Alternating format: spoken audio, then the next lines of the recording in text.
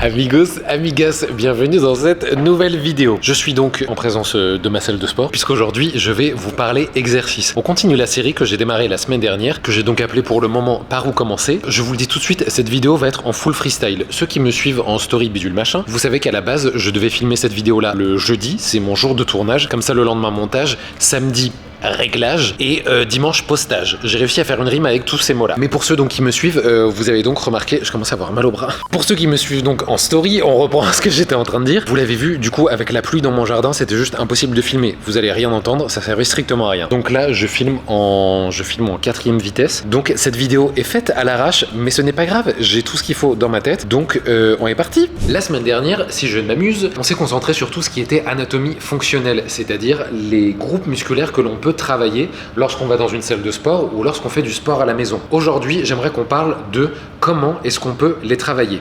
Et ça, du coup, ça va être très simple pour le démarrage. On va avoir deux types d'exercices pour pouvoir travailler nos muscles. Premier grand groupe d'exercices, les exercices polyarticulaires. À chaque fois, je vais vous faire cette pause-là, je vous le dis direct. Exercice polyarticulaire. Si on décompose un petit peu le mot, polyarticulaire. Poly, plusieurs, articulaire, articulation.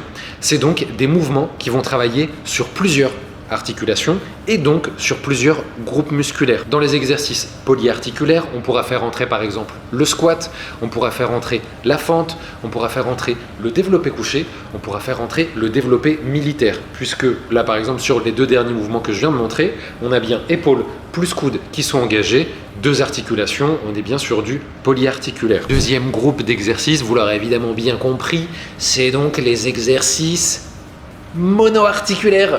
Monoarticulaire, monoarticulaire. On n'a qu'une seule articulation qui est engagée. Je parle ici par exemple des biceps curls, où je viens travailler uniquement avec l'articulation du coude, et donc je vais travailler un groupe musculaire précis, ou en tout cas, je ne vais pas travailler une immensité de groupes musculaires. Par exemple, là, sur mon biceps curl, principalement, c'est mon biceps qui est engagé. Si je me mets dans cette position-là, pour faire une extension ici au niveau de mon coude, je vais principalement engager mon triceps brachial. C'est donc les deux grandes parties d'exercice qu'on peut avoir. Maintenant qu'on connaît les familles d'exercices, on peut regarder dans quel ordre est-ce qu'on peut les mettre. Pour l'ordre des exercices, ce que je vous propose, c'est de toujours au possible, quand vous allez à la salle, de commencer avec les exercices polyarticulaires et ensuite d'avoir les exercices monoarticulaires. D'une part parce que les exercices polyarticulaires demandent plus d'énergie. Vous avez plus de groupes musculaires qui sont engagés, donc vous avez plus d'énergie à dépenser pour pouvoir contracter ces muscles, pour vous concentrer sur l'exécution du mouvement, pour vous gainer aussi éventuellement au niveau des abdos pour pouvoir bien exécuter le mouvement. Donc forcément, ils demandent plus d'énergie. Les exercices monoarticulaires généralement demandent moins d'énergie. Il est évident que même si mon biceps travaille sur un biceps curl, mais aussi sur une traction, je vais avoir beaucoup plus d'énergie dépensée. Ça va être beaucoup plus fatigant pour moi de faire des tractions plutôt que de faire juste des biceps curls. Donc ma recommandation, ce serait d'abord de commencer avec les exercices polyarticulaires et ensuite les exercices monoarticulaires. Maintenant qu'on a parlé de l'ordre général, évidemment on peut rentrer un petit peu plus dans les détails. Ça peut être intéressant par exemple lorsque l'on démarre les exercices monoarticulaires de commencer avec des mouvements qui sont quand même sur des groupes musculaires importants. Je vais donner un exemple pour que ce soit plus parlant. Par exemple, je suis en train de faire une séance jambes. Du coup, je vais aller travailler d'abord par exemple mon squat ou les fentes, des exercices donc polyarticulaires. Ensuite, je passe à du monoarticulaire. Je peux faire la machine du leg extension, la machine du leg curl. Je trouve que c'est plus intéressant de travailler en premier exercice monoarticulaire leg curl, la machine qui nous permet de travailler les ischio-jambiers, ou leg extension qui nous permet de travailler les quadriceps, et ensuite éventuellement de travailler sur nos mollets, nos chers et tendres triceps suraux. Maintenant qu'à l'intérieur d'une séance, on a plus ou moins décrit dans quel ordre on devrait mettre les exercices. La suite, ce serait de savoir comment est-ce qu'on organise notre semaine d'une séance à une autre. Première règle qu'idéalement il faudra respecter, c'est laisser 24 heures de repos sur un groupe musculaire quand on veut le travailler. C'est une règle qui est très générale, mais qui fonctionne quand on veut travailler soit sur de la prise de masse, le fait de prendre en volume musculaire, ou même quand on va faire de la perte de poids, parce que quand on fait de la perte de poids, et le plus intéressant c'est quand même de passer par le fait de travailler ses muscles et pas juste de faire du cardio à outrance. J'avais fait une vidéo sur le sujet. Et lorsqu'on travaille sur ces groupes musculaires, lorsqu'on veut faire par exemple de l'hypertrophie, donc gagner en masse sèche musculaire, l'idéal est d'avoir 24 heures de récupération sur un groupe musculaire. Si par exemple le lundi je viens travailler sur mes jambes, comme je viens de le dire, le mardi je vais éviter de retravailler sur mes jambes. En soi, si vous n'avez pas le choix, ce n'est pas grave, c'est juste qu'en termes de résultats, en termes d'adaptation métabolique et physiologique, on pourrait dire que du coup, ce ne sera pas optimal. Ce serait ça l'idée. Donc, vous pouvez tout à fait, par exemple, le lundi avoir une séance jambes, le mardi faire une séance haut du corps, le mercredi refaire une séance jambes. Ceci étant, si vous suivez ce que je viens de dire, lundi, mardi, mercredi, ça veut dire ensuite que pendant 4 jours, vous ne vous entraînez pas. Donc c'est pas forcément optimal non plus. Donc essayez d'espacer un petit peu vos séances, quitte à ce qu'il y ait 48-72 heures de récupération sur un groupe musculaire. Exemple, lundi, bas du corps, mercredi, haut du corps, et vendredi full body pour avoir tout le corps qui retravaille. Du coup, vous aurez bien respecté le fait d'avoir 24 heures de récupération pour les muscles du haut du corps que vous aurez travaillé mercredi, mais du coup, vous aurez nécessairement la récupération qui sera suffisante aussi sur le bas du corps que vous aurez travaillé en début de semaine. Évidemment, vous pouvez faire un full body à chaque fois, full body lundi, full body mercredi, full body vendredi, sans problème. Ça, c'est évidemment en fonction de vos objectifs précis, donc ça va être tout ce qui est la personnalisation en fonction des objectifs que vous avez, de votre emploi du temps, évidemment faut le dire, de votre expérience aussi au niveau du sport. Si vous avez le haut ou le bas du corps qui est peut-être plus développé, le côté droit ou gauche plus développé, peut-être qu'il faudra aussi travailler à cet équilibre-là, mais en tout état de cause, la règle qu'on pourra faire, c'est bien 24 heures de récupération sur un groupe musculaire donné. Évidemment, si vous vous préparez, je sais pas, pour un événement en particulier, une compétition sportive ou une course ou ce genre de choses, peut-être que vous allez vous entraîner tous les jours et que les jambes vont travailler plusieurs jours d'affilée parce que course, etc. Si c'est le cas, rien de dramatique, mais essayez de les travailler de manière différente. Peut-être qu'une fois, vous pouvez faire une course du coup où vous êtes par exemple sur tapis et vous courez très longtemps à faible intensité, et peut-être que le lendemain, ce sera à très haute intensité, mais avec des intervalles. Donc travailler sur des temps de travail qui sont très très courts. Bref, je pense que vous avez compris l'idée de la récupération. J'ai pas besoin de rentrer plus dans les détails. Sujet suivant. Si on revient à l'intérieur de nos séances, qu'on vient zoomer à l'intérieur de nos séances, je viens vraiment de mimer des jumelles. Comme vous l'avez vu dans la vidéo précédente en anatomie, je ne suis pas seul dans ma tête, donc ce n'est pas grave. Mais vous fumez, monsieur. À l'intérieur d'une séance, je vous l'ai dit, il y a un ordre d'exercice qui peut être pertinent, polyarticulaire et ensuite monoarticulaire. Maintenant qu'on a cette info, on peut commencer à réfléchir à tout ce qui est nombre de séries, nombre de répétitions. De manière générale, sur les polyarticulaires, les exercices polyarticulaires, je vous conseille 4 séries, et sur les exercices monoarticulaires, 3 séries. Évidemment, après on peut faire du cas par cas, encore une fois par rapport au temps de disponible que vous avez dans votre séance, à votre objectif évidemment précis, et tout un tas d'autres facteurs, mais ça du coup ce serait par exemple dans un coaching personnalisé à voir, etc. Mais de manière générale, je trouve que ça fonctionne bien. Au niveau du nombre de répétitions, on va aller chercher 12 répétitions si jamais vous débutez, si jamais vous pratiquez depuis un moment et que vous cherchez à développer peut-être un peu plus votre côté force, etc. Peut-être que vous pouvez descendre à 6-8 répétitions, mais en tout cas évitez de descendre en dessous si vous débutez, dans le sens où si vous tournez autour de 4 répétitions, ça veut dire que normalement 4 répétitions c'est plutôt pour travailler la force, enfin en tout cas c'est comme ça qu'on pourra aller développer la force le plus facilement possible, mais du coup si vous êtes débutant, vous allez peut-être pas travailler avec des charges qui vont vous permettre de développer votre force. Donc ma recommandation ce sera toujours d'être au-dessus de 8 répétitions. Maintenant qu'on a précisé ça, donc du coup la fourchette de 10-12, il peut y avoir des groupes musculaires où c'est intéressant de monter au-delà. Par exemple au niveau de la sangle abdominale, vous pouvez tout à fait faire 20 répétitions de crunch sans aucun problème. Imaginons au niveau des épaules aussi, vous pouvez très bien faire des élévations latérales ou alors du développé militaire sur 15 répétitions, voire même 20 si vous sentez que vous pouvez, puisque c'est un groupe musculaire où ça va être assez difficile de mettre lourd. Attention, on va parler français ici, on va se regarder dans le blanc des yeux, vous et moi et mes 38 personnalités. Si jamais vous faites votre élévation latérale comme ça, avec 20 kg, évidemment qu'on peut mettre 20 kg. Mes chers amis, c'est ce qu'on appelle de l'ego lifting, c'est-à-dire porter avec son ego. Donc 20 répétitions balancées comme ça ne sert à rien. Vous n'isolez pas vos épaules. Par contre, 4 kg ou 6 kg et vous me faites ça hyper propre, là, on est sur du travail efficace. J'ai parlé comme un prof de 80 ans. Donc, comme on met léger au niveau des épaules, la plupart du temps pour une bonne exécution, surtout si vous débutez, évidemment, si vous avez 4 ans de musculation derrière vous, c'est un autre sujet. Mais donc, vous l'aurez bien compris, on peut augmenter le nombre de répétitions, aller au-delà de 12 sans aucun problème. Pareil au niveau des mollets, si jamais on commence à rentrer un peu dans le détail, c'est parce que de manière générale, dans le corps, nos fibres musculaires sont réparties en 3 grandes catégories.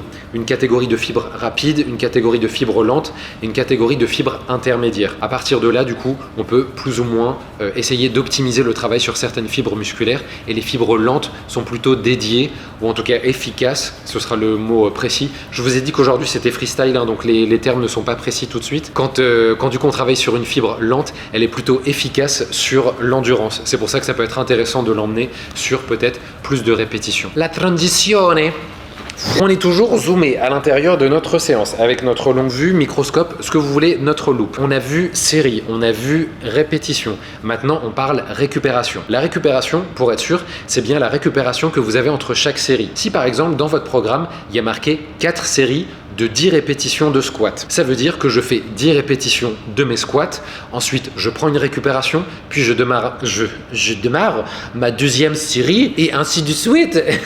Et donc la récupération, c'est entre les séries. Évidemment, de facto, il y a une récupération entre les exercices, puisque le temps que vous changiez de machine ou que vous installiez le matériel pour l'exercice suivant, vous avez aussi de la récupération. De manière générale, je vous recommande 1 minute 30 de récupération. Ça peut être le point de départ. Évidemment, si vous avez envie d'avoir peut-être le côté cardiovasculaire qui travaille un peu plus, vous pouvez prendre une récup incomplète, 1 minute voire moins. Mais du coup, vous allez être essoufflé plus rapidement et donc potentiellement, vous n'allez pas forcément réussir à terminer vos séries, donc faire le nombre de répétitions que vous vouliez au poids que vous vouliez. Vous pouvez aussi prendre des récupérations plus longues, mais du coup, si vous prenez des récupérations de plus de 2 minutes, etc., c'est vraiment que vous avez envie qu'au niveau nerveux, ça redescende avant de pouvoir reprendre l'exercice. Donc souvent, par exemple, à la salle, s'il y a des personnes qui font de la force athlétique, donc des mouvements avec des charges très très lourdes en squat, très très lourdes en développé couché ou très très lourdes en soulevé de terre, elles vont prendre parfois des longues récupérations. Ça peut aller jusqu'à 5 minutes, vraiment la récupération complète. Mais du coup, on revient à ce qu'on disait tout à l'heure,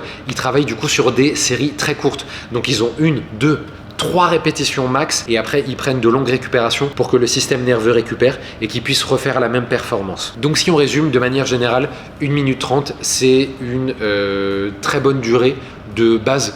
Vous pouvez éventuellement aller jusqu'à 2 minutes si c'est une séance sur laquelle vous sentez que vous êtes un peu fatigué ce jour-là, etc. Vous n'êtes pas complètement dedans, mais point de départ 1 minute 30, excellent.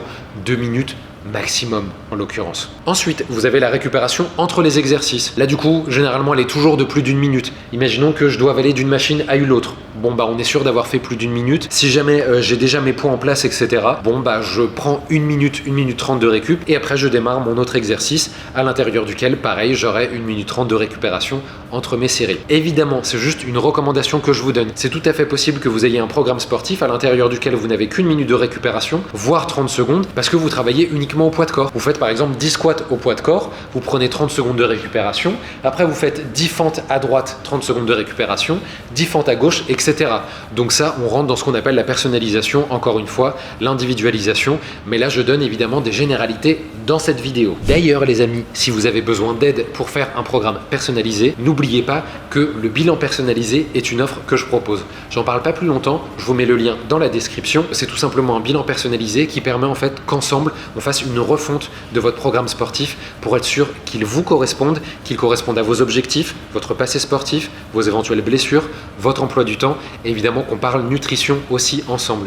C'est toujours en 2 parties, d'abord 15 minutes pour faire un état des lieux de votre situation et ensuite un autre bilan personnalisé qui là dure vraiment longtemps où du coup on se pose, vous et moi. Entre temps, vous me renvoyez votre programme sportif actuel, votre journal alimentaire et moi je vous donne toutes les recommandations que j'ai, je vous donne toute mon expertise pour essayer d'implémenter cette expertise à l'intérieur de votre quotidien. Elle était bien ma publicité, non? C'est bon, on peut fermer la parenthèse publicité. Cette fois-ci, les amis, on dézoome au niveau de notre séance et j'aimerais qu'on revienne aux extrémités de la séance très rapidement sur l'échauffement et le retour au calme. Échauffement, hyper important. Voilà, ça fait partie intégrante de votre séance. Un bon échauffement garantit des bonnes performances derrière. Ce que j'appelle un bon échauffement, c'est un échauffement qui va durer entre 5 et 10 minutes au final. Et à l'intérieur de cet échauffement, vous pouvez le construire à peu près comme vous voulez, mais il faudrait qu'il y ait du cardio à intensité faible ou modérée. L'idée de faire du cardio faible ou à intensité modérée, c'est d'augmenter la température corporelle, donc comme ça les muscles ne démarrent pas la séance à froid, de lubrifier un peu aussi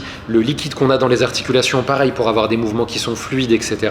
Et aussi augmenter la fréquence cardiaque pour amener plus d'oxygène vers les muscles, etc. Aussi, quand vous avez un échauffement, idéalement, vous avez une petite partie de votre échauffement qui est aussi un peu ostéo-articulaire, donc tour de poignet, tour de coude, un petit peu de mobilité, tout ça, et une partie musculaire. Pour la partie musculaire, vous pouvez par exemple faire des séries non effectives. Imaginons qu'on revienne sur l'exemple de la séance jambes dont je parlais la dernière fois. Vous pouvez tout à fait, avant de faire votre squat avec une barre, faire des squats au poids de corps, ce qui vous permet de travailler de manière non effective, c'est-à-dire qu'on fait un clin d'œil à tout à l'heure, quand je vous parlais de 4 séries de squat, et bien cette fois-ci, quand vous allez faire votre squat au poids de corps tout au début, ce sera la fin de votre échauffement et ça ne fait pas partie des 4 série. C'est pour ça qu'on appelle ça une série non effective. C'est évidemment valable sur tous les autres mouvements, développé couché, fente, ce que vous voulez. Donc ça, c'est la partie échauffement. Maintenant, je vous parle rapidement du retour au calme. Retour au calme, c'est hyper important aussi. Quand vous avez terminé votre séance, évitez d'aller direct chercher votre sac et de vous barrer de la salle de sport. Faites 5-10 minutes de tapis. Vous savez, tapis un peu incliné, donc vous n'avez pas besoin de courir dessus. Vraiment, intensité faible ou modérée, ou alors sur un vélo, vélo elliptique, ce que vous voulez. L'idée, c'est que ça va amorcer en fait le travail de récupération. Du coup, vous allez faire un petit peu le ménage à l'intérieur des muscles, du coup, qui ont forcément créé de l'acide en fait pendant que vous vous êtes entraîné. Du coup, le pH du corps a été augmenté. Là, du coup, on cherche à le faire redescendre. Pareil au niveau de la fréquence cardiaque, ça va la faire redescendre. Au niveau de la température corporelle, ça va la faire redescendre aussi. Ce qui nous donne à la fin du retour au calme toutes les conditions parfaites pour amorcer la récupération et envoyer le signal au corps, mais aussi au système nerveux que la séance est terminée et que la récupération peut commencer.